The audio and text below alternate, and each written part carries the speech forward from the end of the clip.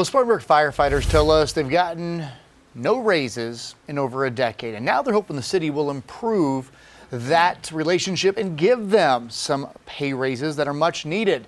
Firefighters showed up at last night's city council meeting to voice their concerns and to tell them why they need more money. Yeah, we talked with people who were there who feel change is really needed with this. Fox Carolina's Jarvis Robertson was at that meeting and has the story.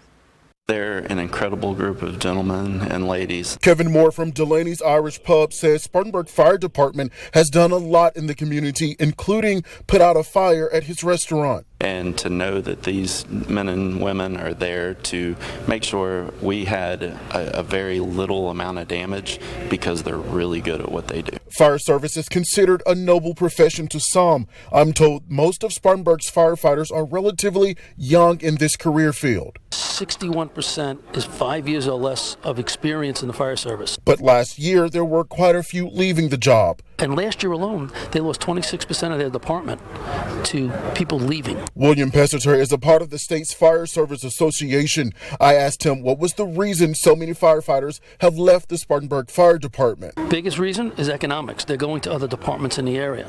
They pay more. And they can also then move up the ranks and be paid well again. And he says there hasn't been a pay increase in 15 years. What doesn't go up in a year around here?